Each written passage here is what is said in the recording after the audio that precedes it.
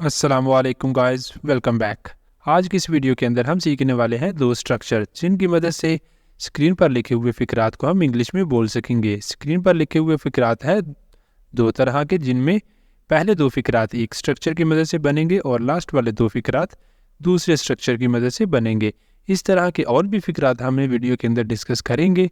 और अभी देख लेते हैं कि ये फ़िक्रात क्या हैं। पहली टाइप के जो फ़िक्रात हैं वो ये हैं कि आगे से तुम ये नहीं करना, मैं अब से कुछ नहीं कहूँगा, आज के बाद मैं ये काम नहीं करूँगा।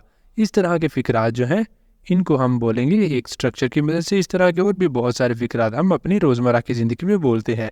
तो आज देखेंगे कि हम इन्हें इंग्लिश के अंदर कैसे बोल सकते हैं।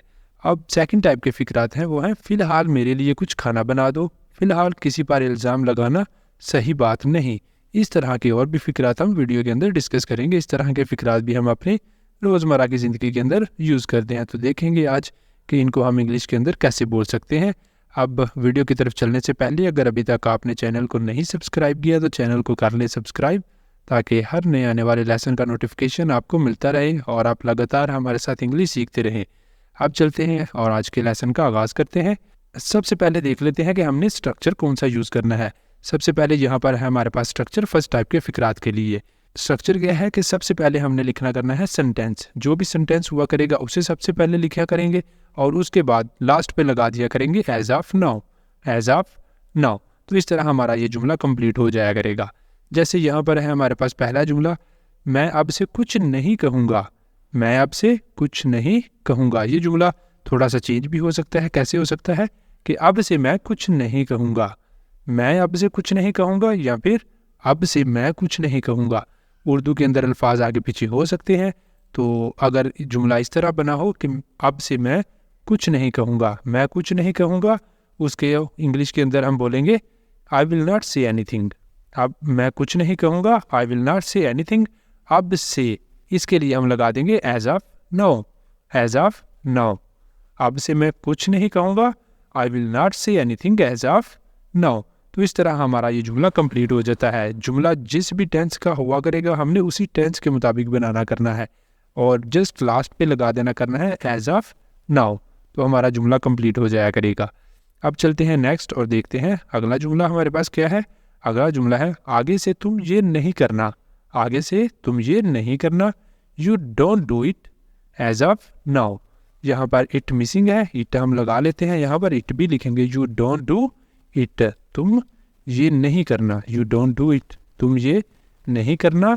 आगे से के लिए लगा दिया as of now, as of now, you don't do it as of now, आगे से तुम ये नहीं करना। नेक्स्ट चलते हैं अगले जुमले पर। आज के बाद मुझसे इस तरह बात मत करना, don't talk to me like this, don't talk to me like this, मुझसे इस तरह बात मत करना आज के बाद, as of now, as of now, आज के बाद मुझसे इस तरह बात मत करना, don't talk to me like this as of now. Next जुमला आ जाता है अब से वो झूठ नहीं बोलेगा, he will not tell a lie, वो झूठ नहीं बोलेगा, he will not tell a lie, अब से as of now, he will not tell a lie as of now, अब से वो झूठ नहीं बोलेगा। इस तरह ये जुमला भी हो जाता है कंप्लीट।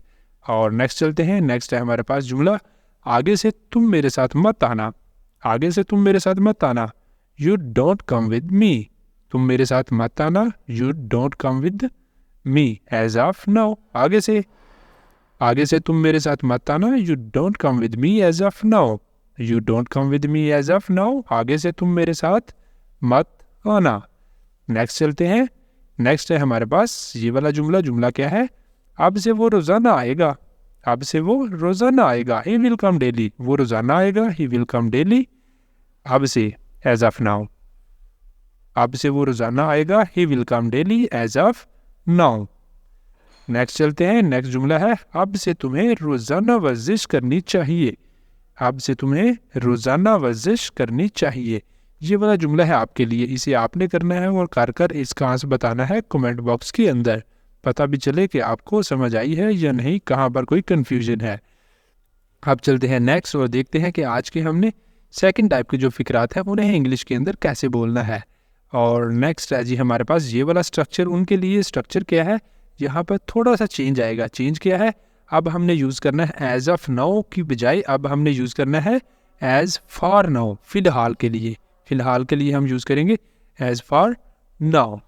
एज फॉर नाउ लिखेंगे सबसे पहले और उसके बाद आ जाया करेगा सेंटेंस। अब पहले हमने लिखना करना है एज फॉर नाउ और बाद में आया करेगा सेंटेंस। जैसे हमारे पास पहला जुमला है, फ़िलहाल मुझे किसी से नहीं मिलना। As for now I don't want to meet anyone. As for now I don't want to meet anyone. फ़िलहाल मुझे किसी से नहीं मिलना या फ़िलहाल मैं किसी से नहीं मिलना चाहता।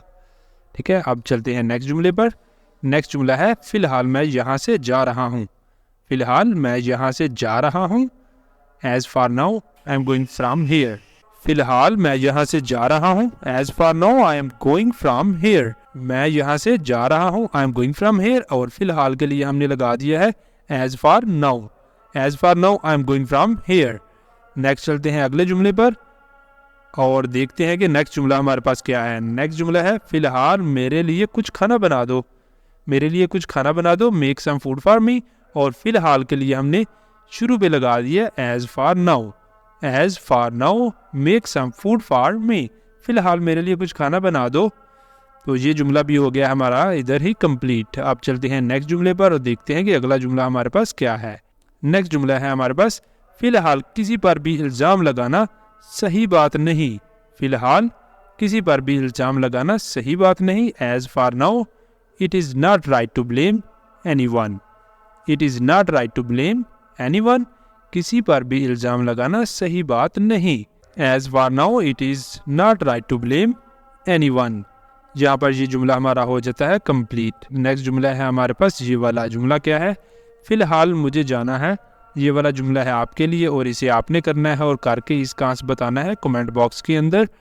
और यहाँ पर ही हमारा आज का लेसन हो जाता है कंप्लीट। आज इस लेसन के अंदर हमने 2 स्ट्रक्चर्स सीखे हैं। आई होप कि आपको अच्छी तरह समझ भी आ गए होंगे दोनों स्ट्रक्चर्स। अगर कहीं पर कोई कन्फ्यूजन हो तो आप कमेंट बॉक्स में पूछ सकते हैं। और अगर इस तरह के और भी आप स्ट्रक्चर सीखना चाहते हैं तो चैनल पर इस तरह की और भी बहुत सारी वीडियोस अपलोडेड है जिनके अंदर हमने डिस्कस किया है कि हम किस तरह अपने रोज़मर्रा की ज़िंदगी में जो उर्दू में हम फ़िक्रात बोलते हैं उन्हें इंग्लिश के अंदर बोल सकते हैं। तो आप उन वीडियोस को प्लेलिस्ट वाले सेक्शन के अंदर स्पोकन इंग्लिश स्ट्रक्चर्स वाली लिस्ट के अंदर आप तमाम वीडियोस को एक साथ ही जो है तलाश कर सकते हैं। एक साथ ही आपको वो तमाम वीडियोस मिल जाएंगी, वहाँ से आप वो तमाम वीडियोस देख सकते हैं और अपनी इंग्लिश को मज़ीद बेहतर बना सकते हैं। और इसी के साथ ही आज यहाँ पर ही आज का लेसन कंप्लीट करते हैं, आज की वीडियो का अख्ताम करते हैं। अब अगर वीडियो अच्छी लगी है तो वीडियो को लाइक कर दे, शेयर कर दे और चैनल को लाजमी सब्सक्राइब कर ले ताकि हर नए आने वाले लेसन का नोटिफिकेशन आपको मिलता रहे और आप लगातार हमारे साथ इंग्लिश सीखते रहें। आप मिलेंगे सुबह नए लेसन के साथ, तब तक के लिए अल्लाह हाफिज़।